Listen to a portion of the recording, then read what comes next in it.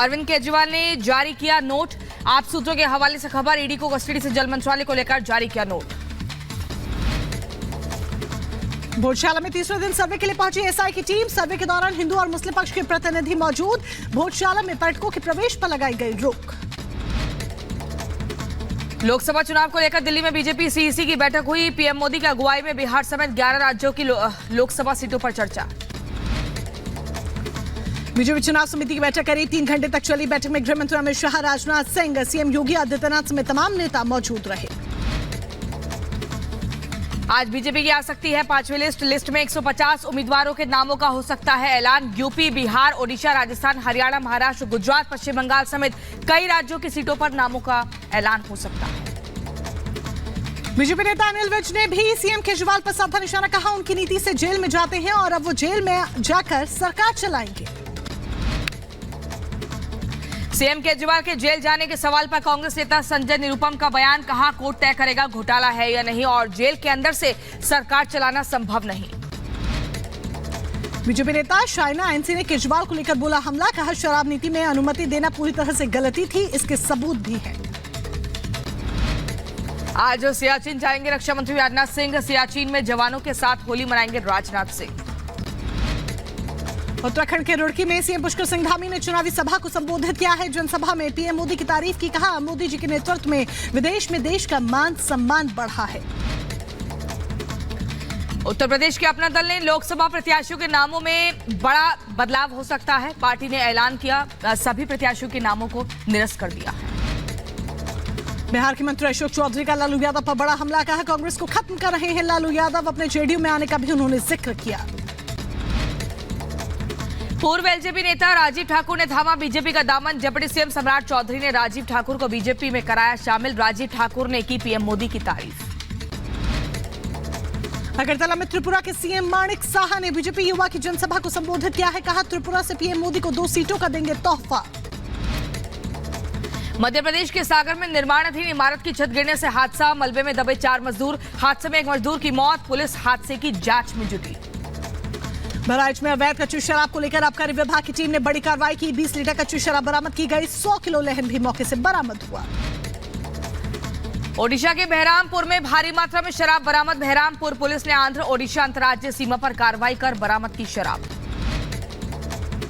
सिलीगुड़ी के पानी टंकी बाजार में लगी भीषण आग लगने से 13 दुकानें जलकर हुई खाक। पुलिस मामले की छानबीन में जुटी। दिल्ली के मुखर्जी नगर में युवक का लड़की पर हमला, सोशल मीडिया पर हमले का वीडियो वायरल। पुलिस ने आरोपी को गिरफ्तार किया। उत्तर प्रदेश के आगरा में पुलिस की बड़ी सफलता। पुलिस ने साइबर धोखाधड़ी करने वाले गिरोह का भंडाफोड़ किया।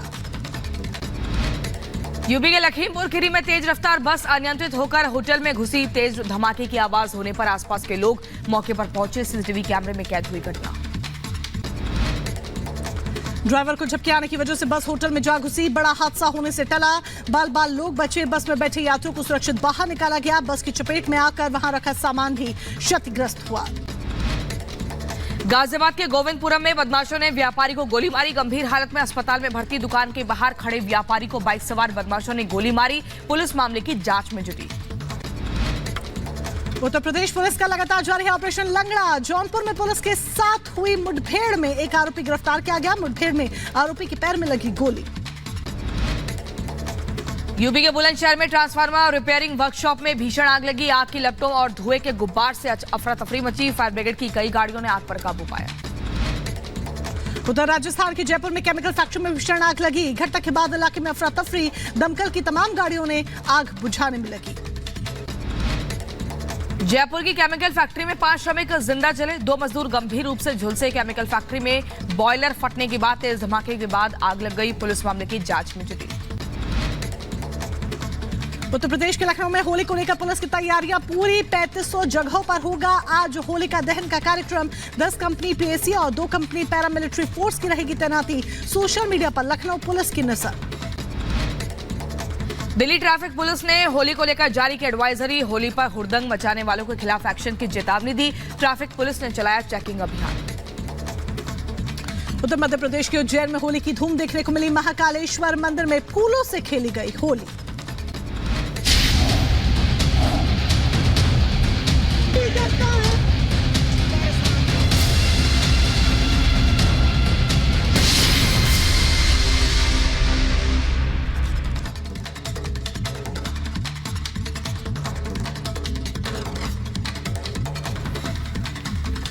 और चलिए अब बुलेटिन में आगे बढ़ते हैं। बड़ी खबर आपको बता दें, केजरीवाल से आज पूछताछ संभव होगी। आपको बता दें के कविता और केजरीवाल को आमने सामने बैठाकर कन्फ्रंट करवाने की तैयारी है ईडी की। बीते दिन ईडी को 3 दिनों की रिमांड मिली है के कविता की, और ऐसे में आज से ये सिलसिला शुरू होगा जब दोनों को आमने सामने बैठाकर पूछताछ करवाई जाएगी। आपको बता दें के कविता ये वही शख्सियत है जो तेलंगाना के पूर्व मुख्यमंत्री केसीआर की बेटी है, और ये साउथ लॉबी, शराब कारोबारियों की साउथ लॉबी की जिम्मेदारी यही संभाल रही थी। साथ ही आरोप है साउथ लॉबी के ऊपर कि इन्होंने 100 करोड़ रुपए की रिश्वत आरोपी विजय नायर के माध्यम से आम आदमी पार्टी के नेताओं तक पहुंचाई थी। इसी को लेकर कन्फ्रंट करवाया जाएगा। तो एक तरफ अरविंद केजरीवाल और के कविता को आमने सामने बिठाकर पूछताछ संभव है। जाहिर सी बात है, जब आमने सामने बिठाकर पूछताछ होगी तो कई ऐसे खुलासे होने की उम्मीद जताई जा रही है। तो दूसरी तरफ भगवंत मान की भी यहाँ पर बात कर लेते हैं, क्योंकि भगवंत मान ने बयान दिया है कि हम कोर्ट का दरवाजा खटखटाएंगे। चेतावनी दी है भगवंत मान ने। पंजाब के मुख्यमंत्री ने कहा है अदालत का दरवाजा खटखटाएंगे और परमिशन मांगेंगे। ये बड़ी जानकारी हम आप तक यहाँ पर पहुंचा रहे हैं, जहां पर परमिशन मांगने जाएंगे। कोर्ट मान का कहना है जेल में केजरीवाल के लिए दफ्तर स्थापित करने के लिए परमिशन मांगेंगे अगर केजरीवाल को जेल में डाला गया। यानी कि आम आदमी पार्टी देखिए पूरी तरीके से तैयार है कि अरविंद केजरीवाल को अगर जेल में डाला जाता है, अभी वो ईडी की कस्टडी में है, अगर जेल में डाला जाता है तो जेल से ही सरकार चलाएंगे, जिस बात का जिक्र आम आदमी पार्टी बीते कई दिनों से कर रही है। और यही एक बड़ी वजह है कि यहाँ पर देखिए अरविंद केजरीवाल को लेकर सीएम भगवंत मान ने अब चेतावनी दे दी है।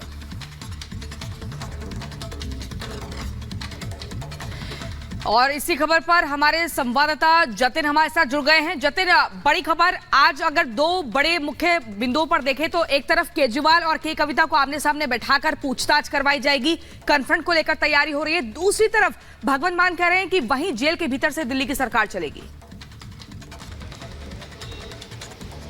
आज बिल्कुल देखिए, सबसे पहले इस सवाल का जवाब आपको दे दूं कि अरविंद केजरीवाल और के कविता दोनों से ईडी दफ्तर के अंदर पूछताछ कल भी की गई, और आज सुबह तकरीबन 9:30 बजे के आसपास एक बार फिर से जब अधिकारी पहुंचेंगे तो पूछताछ का दौर शुरू किया जाएगा। दोनों से अलग अलग यूनिट बनाई गई है। एक यूनिट अरविंद केजरीवाल से पूछताछ कर रही है और दूसरी यूनिट के कविता से पूछताछ कर रही है। साउथ लॉबी का क्या इन्वॉल्वमेंट था, सभी से जो पूछताछ की जा रही है उनको बाकायदा कागज पर लिखा जा रहा है। हालांकि ईडी दफ्तर में बैठे अधिकारियों का यह कहना है कि अभी दोनों से सेम सवाल पूछे जा रहे हैं। उनसे पूछा जा रहा है कि किसके जरिए साउथ लॉबी को दिल्ली में एंटर करवाया गया, साथ ही पैसे का जो लेन देन है वो किसके जरिए किया गया। गुची बाबू के जो स्टेटमेंट्स है उसके बारे में पूछताछ की जा रही है, और के कविता जो स्टेटमेंट दे रही है और अरविंद केजरीवाल जो स्टेटमेंट दे रहे हैं उसमें जो भी विरोधाभास आएगा उसके बाद दोनों को कन्फ्रंट कराने की भी बात की जा रही है। हालांकि ईडी के अधिकारियों का साफ तौर पर कहना है कि दोनों के स्टेटमेंट को बाकायदा लिखा जा रहा है, लिखने के बाद उन दोनों को पढ़ाया जा रहा है, और पढ़ाने के बाद बाकायदा हस्ताक्षर भी उन स्टेटमेंट्स के नीचे कराया जा रहा है, ताकि आगे जाकर आप ये ना बोले कि आपको प्रेशराइज किया जा रहा है। और दूसरी सबसे बड़ी बात कि जिन कमरों में पूछताछ की जा रही है वो कमरे सीसीटीवी से लेस है, उन सीसीटीवीज में ऑडियो रिकॉर्डिंग भी है। तो इस तरीके के आरोप जब आम आदमी पार्टी लगाती है कि ऑडियो डिलीट कर दिया गया, सीसीटीवी फुटेज डिलीट कर दिया गया, तो हर छोटी छोटी बारीकियों का ईडी दफ्तर इस पूरे मामले में ध्यान रख रहे हैं। दूसरी तरफ भगवंत मान का साफ तौर पर कहना है कि वो कोर्ट का रुख करेंगे। हालांकि कल वो हाईकोर्ट भी गए थे, जिसके बाद अब बुधवार को इस पूरे मामले में सुनवाई होगी। वो इस पूरी गिरफ्तारी को अरविंद केजरीवाल गैर कानूनी बता रहे हैं, तो हाईकोर्ट इस मामले में बुधवार को सुनवाई करेगा। लेकिन जिस तरीके से वो ये दावा कर रहे हैं कि ईडी कस्टडी में या यूं कहें कि जेल में बैठकर वो सरकार चला पाएंगे, इसको लेकर कोर्ट की परमिशन लेना बहुत ज्यादा जरूरी है। और सुबह आम आदमी पार्टी के कुछ लोगों द्वारा ये बोला गया कि अरविंद केजरीवाल ने ठीक है जतिन, बहुत ही महत्वपूर्ण जानकारी आप दे रहे लेंगे। इसी बीच अपने दर्शकों को एक और बड़ी खबर बता दें। संबित पात्रा की कांग्रेस को चुनौती, कहा केजरीवाल ईमानदार, ये कांग्रेस कहती थी और अब कांग्रेस माने शराब नीति बिल्कुल सही, प्रेस के सामने बयान दे कांग्रेस नेता। ये बड़ी खबर आपको बता रहे हैं, जहां पर संबित पात्रा की कांग्रेस को ये बड़ी चुनौती, और उनका कहना है कि कांग्रेस कहे कि केजरीवाल ईमानदार है, जो ये शराब नीति बनाई गई थी ये बिल्कुल ठीक थी। और इसके बाद लगातार यहां पर आरोप प्रत्यारोप की तस्वीर भी देखने को मिल रही है। मोनिका, तो आश्चर्य होता है देश की विपक्षी पार्टियों पर, आश्चर्य होता है कांग्रेस पार्टी की विडंबना को देखकर। पानी पी पी कर कांग्रेस पार्टी अरविंद केजरीवाल को कोस रहे थे, शराब घोटाले के तथ्यों को लेकर के, उसके फैक्ट्स को लेकर के प्रेस कॉन्फ्रेंस कर रहे थे, और आज वो कह रहे हैं कि अरविंद केजरीवाल जी के साथ जो हुआ वो गलत हुआ। मैं एक चुनौती देना चाहता हूं। ये चुनौती है सोनिया गांधी जी के लिए, ये चुनौती है मल्लिकार्जुन जी के लिए, ये चुनौती है राहुल गांधी जी के लिए, और ये चुनौती है तमाम कांग्रेस के दिग्गज नेताओं के लिए कि आप एक बार कैमरे में आज प्रेस कॉन्फ्रेंस करके कहिए कि हमारे नेता अरविंद केजरीवाल कट्टर ईमानदार है।